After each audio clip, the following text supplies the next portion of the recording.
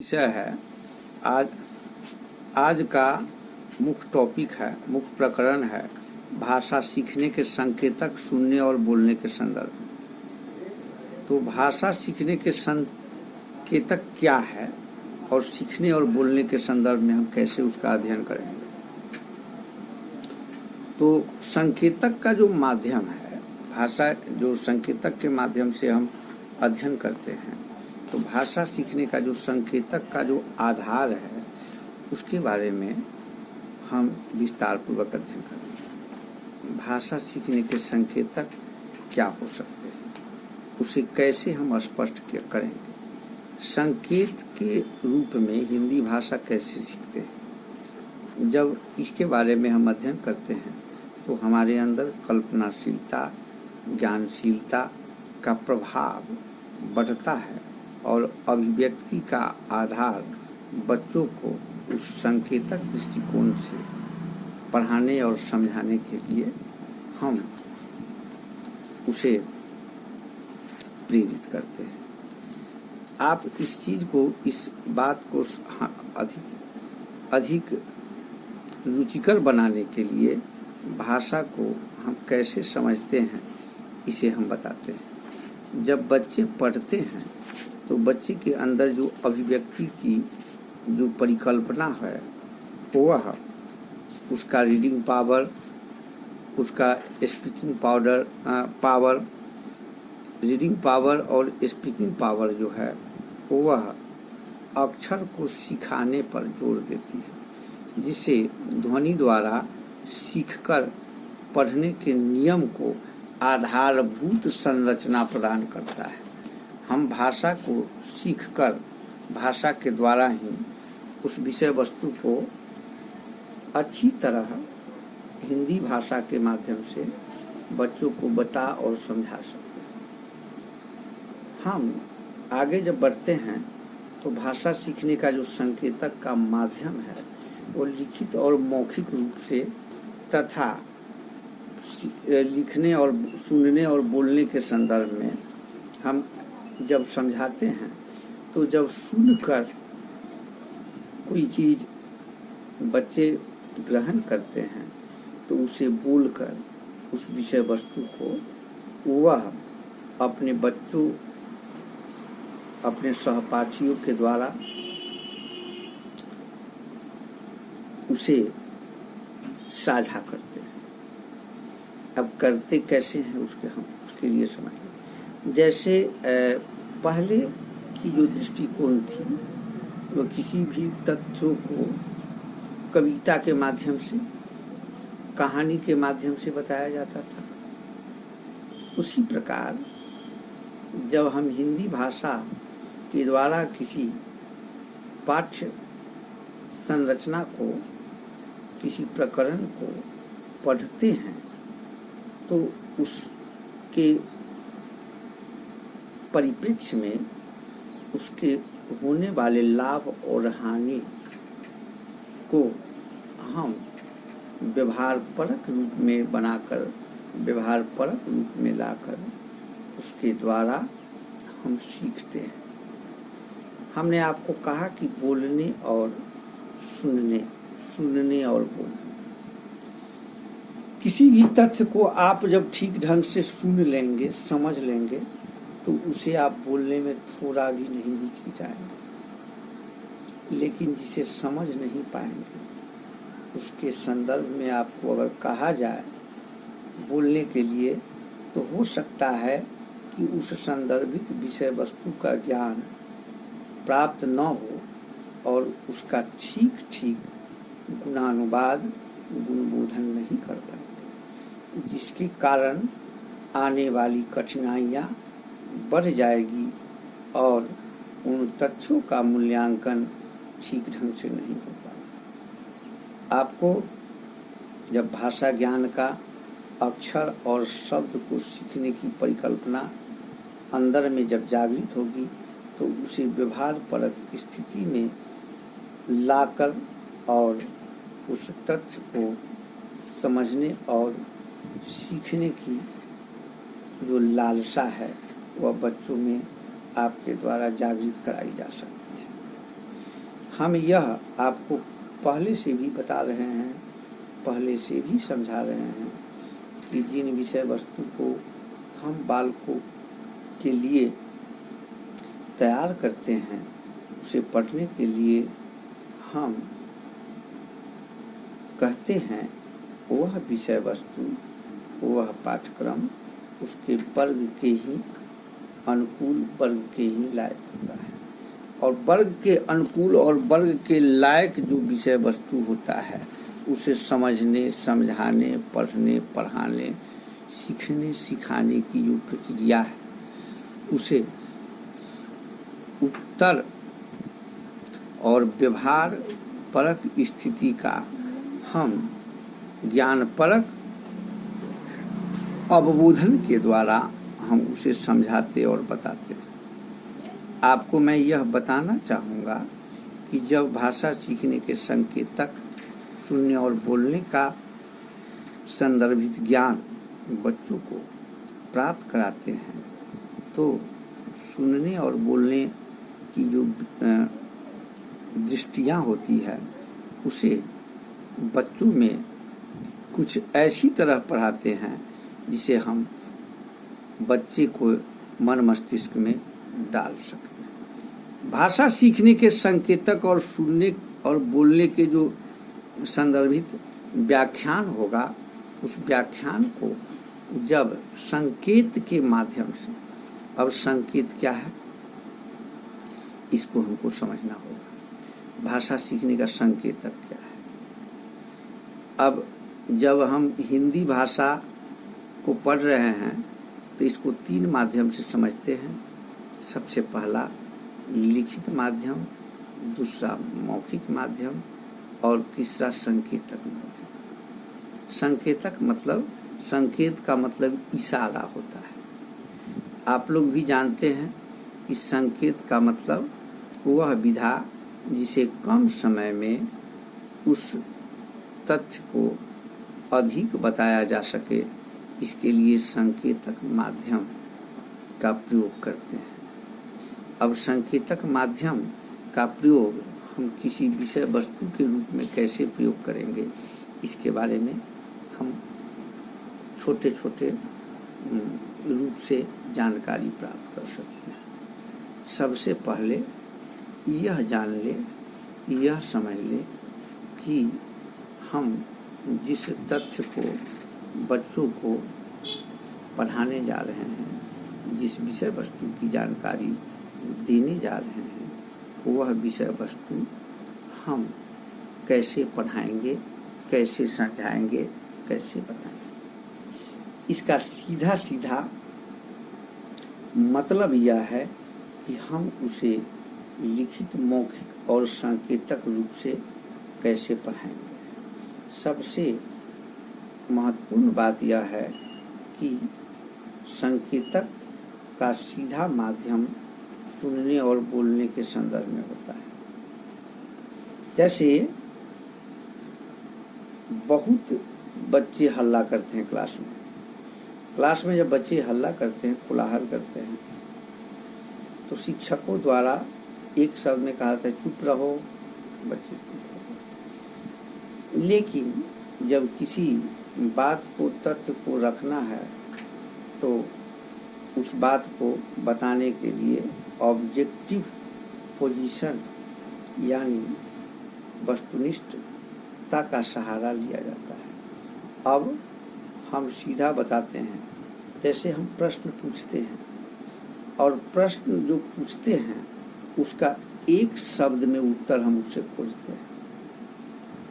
तो किसी भी प्रश्न का उत्तर, जैसे ऑब्जेक्टिव टाइप क्वेश्चन होता है, तो प्रश्न बहुत बड़ा हो सकता है, लेकिन उसका उत्तर 1 या 2 लाइन में, 1 या 2 शब्द में होता है। लाइन को छोड़ दीजिए, लाइन का मतलब हो गया बहुत लंबा चौड़ा। तो 1 या 2 शब्द में जब प्रश्न का उत्तर देते हैं तो उसको कहते हैं कि ऑब्जेक्टिव क्वेश्चन पूछा जाता है। और वह वस्तुनिष्ठ प्रश्न जो अति लघु उत्तरीय प्रश्न का स्वरूप दे देता है, जिसका सीधा सीधा होता है कि किसी भी प्रश्न को पूछे गए जो विधा है उसका आंसर उसी जगह निहित होता है और उसके ABCD क ख ग घ या अ ब स त ऐसा ही कुछ करके दिया रहता है। उसमें से चुनने की प्रक्रिया होती है और उसे हम चुन कर उसका सही अर्थ लगाते हुए उस पर हम चिन्ह लगाते हैं, उस गोल को गोले को घेरते हैं। आप हम लोग जो परीक्षा देते हैं तो बच्चों को कहने की कोशिश करते हैं कि हम जिस स्थिति में पढ़ रहे हैं, जिस देश में पढ़ रहे हैं, जिस राज्य में पढ़ रहे हैं, उस देश उस राज्य की भाषा हिंदी के माध्यम से उन सभी बातों को हम बताते हुए उसे फिर उसी शब्दों में उसे बोलने के लिए कहते हैं। यानी सीधा हो गया कि हम संकेतक माध्यम है। तो अगर हम सीधा कहें कि भारत की संस्कृति, हमारी भारतीय संस्कृति के बारे में बताना है, बच्चे भारतीय संस्कृति के बारे में मौखिक रूप से सुनकर लिखित रूप में भी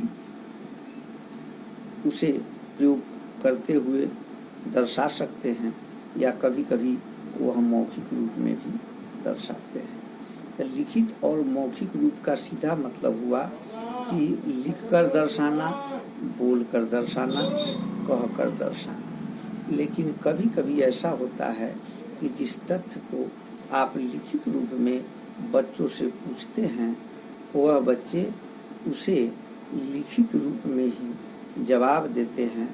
वहाँ मौखिक की जो अभिव्यक्ति है, मौखिक रूप का जो अभिप्राय है, वहाँ शून्य हो जाता है और बच्चे उस बात को, उस तथ्य को, उस प्रश्न को समझकर उसे उसी के भाषा में, उसी के आधार पर टिक लगाकर, नौ का चिन्ह लगाकर, चाहे उसे गोल घेर कर स्पष्ट रूप से बताते हैं, समझाते हैं।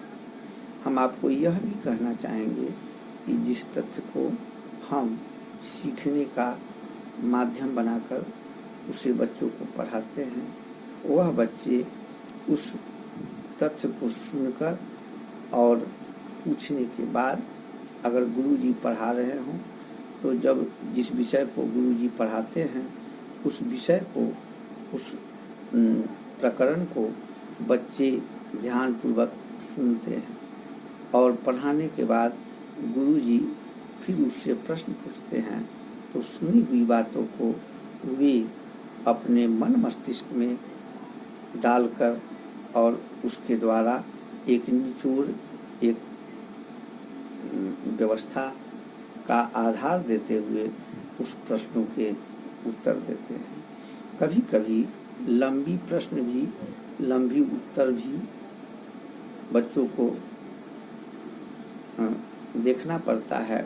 लंबा प्रश्न का मतलब हो गया कि किसी भी विषय वस्तु के बारे में उसकी व्याख्या करते हुए, उसके चित्रांकन करते हुए, उसके मूल उद्देश्यों को समझाकर लिखें। अब लंबा प्रश्न होगा तो उत्तर भी उसका लंबा देना पड़ता है। 200 शब्दों में लिखे, 300 शब्दों में लिखे, 100 शब्दों में लिखे। तो बच्चे शब्दों का उपयोग, शब्दों का प्रयोग करते हुए, उसे सीखे हुए, सुने गए उन तत्वों को, उन विधाओं को लिखित रूप में भी प्रयोग करते हैं। तो यह भी कहा जा सकता है कि बच्चे थोड़ी बातों को पढ़कर, थोड़ी विषय वस्तु को पढ़कर उसकी जानकारी थोड़े समय में लेकर और उसका विस्तारीकरण खुद ब खुद बच्चे करते हैं। वही संकेतक स्थिति बच्चे सुनकर और लिखित रूप में या बोलकर अपने गुरुजनों के समक्ष जब प्रकट करते हैं तो गुरुजनों द्वारा उसे पुरस्कृत किया जाता है, उसे अच्छे अंक दिए जाते हैं, जिससे बच्चों में एक प्रकार का दृढ़ निश्चय बनता है और बच्चे उन सभी बातों को, उन सभी तथ्यों को समझ कर बता पाते हैं। मैं आपको फिर बताना चाहूँगा कि मूल्यांकन की दृष्टिकोण से भी बच्चे जब किसी विषय वस्तु पर अधिक खोज करते हैं, उसे समझकर बोलते हैं, तो शिक्षकों द्वारा यह मूल्यांकन किया जाता है कि बच्चे इस तथ्य को, इस विषय वस्तु को अच्छी तरह समझ रहे हैं, अच्छी तरह बता रहे हैं। मैं आपको यह भी बताना चाहूँगा कि जिस विषय वस्तु को हम बच्चों को बताते हैं, बच्चे अगर उसे ध्यानपूर्वक सुन रहे हों तो वह तथ्य, वह प्रकरण बच्चों को बताने में कोई कठिनाइयाँ नहीं होती है और वह आसानी से उस तथ्य को बता पाते हैं। लेकिन वही बच्चे समझ नहीं पाते हैं, सीख नहीं पाते हैं या सुन नहीं पाते हैं, तो उसको बताने में, उसको बोलने में, उस विषय वस्तु पर कहने में उसे कठिनाइयाँ होती है और उसका ठीक ठीक आंसर, ठीक ठीक उत्तर वह नहीं दे पाते हैं, जिसके कारण बच्चे की जो ज्ञानात्मक विकास है उसमें कहीं न कहीं कमी रह जाती है। इस कमी को दूर करने के लिए प्रत्येक शिक्षकों को चाहिए, आप लोगों को भी मैं कह रहा हूँ कि आप भी जब शिक्षक बन ही गए हो तो कम से कम बच्चों को पढ़ाने की जो यह प्रक्रिया है उसे ठीक ढंग से समझ लें, ताकि बच्चों को पढ़ाई जाने वाली विषय वस्तु के हिंदी द्वारा या अन्य भाषाओं द्वारा समझने और समझाने में कोई कठिनाई न हो। मैं आपको यह भी कहना चाहूँगा कि बच्चे में सीखने की जो भावना होती है, सीखने का जो प्रभाव होता है, अत्यंत तीव्र होता है। इसलिए आप सबों को चाहिए कि बच्चों को पढ़ाते समय व्यवहार परक और उस दृष्टिकोण को, उस व्याख्यान को उसके मन मस्तिष्क में भरे, जिससे उसे लाभ होगी और उस तत्व निहित स्वरूप को अच्छी तरह समझकर उसका गुणानुवाद कर पाए, उसका उत्तर दे पाए। अंत में हम आप लोगों को यह कहना चाहेंगे कि जब भी किसी विषय वस्तु को पढ़ाना है, समझाना है, तो उसे सांकेतिक दृष्टिकोण डालकर कम से कम समय में अधिक से अधिक बच्चों को ज्ञान देकर और बच्चों को सुनाकर, सुनने की जो प्रक्रिया है कि ठीक ही कहा जाता है, भगवान 2 कान दिए हैं और 1 मुंह दिए हैं। 2 कान क्या मतलब है कि अधिक सुनना और कम बोलना, और अधिक सुनोगे और समझ कर बोलोगे तो उसका थोड़ा सा निचोड़ निकलेगा और उसका अर्थ भी स्पष्ट हो पाएगा। इसलिए कहा गया है कि बहुत अच्छी तरह किसी भी विषय वस्तु को सुनकर, समझकर और बोलना चाहिए, और वह सटीक एवं व्यवहार परक हो, चाहे तथ्ययुक्त हो। तथ्यविहीन बातों को अगर लंबा चौड़ा भी कहा जाए और तथ्ययुक्त बातों को छोटा भी कहा जाए, तो वह छोटा कहने वाला जो बात होता है, अगर तथ्ययुक्त होता है तो उसका सबसे अधिक महत्व होता है। लेकिन तथ्यविहीन बात अगर लंबा चौड़ा भी होगा तो वह उतना महत्वपूर्ण नहीं होता है। तो हम लोगों ने आज भाषा सीखने के संकेतक, सुनने और बोलने के संदर्भ में विस्तार पूर्वक अध्ययन किया, विस्तार पूर्वक पढ़ा, और हम चाहेंगे कि आप लोग भी अपने बच्चों को इस तथ्ययुक्त बातों को, संकेतक दृष्टिकोण को, सुनने और बोलने के विधाओं को अपने बच्चों से साझा करते हुए बच्चों को पढ़ाएंगे और समझाएंगे, तो उससे बच्चों का विकास होगा और बच्चे अत्यंत प्रखर बुद्धि वाले होंगे और प्रखर बुद्धि से उसका कल्याण होगा। तो आज के लिए इतना ही, धन्यवाद।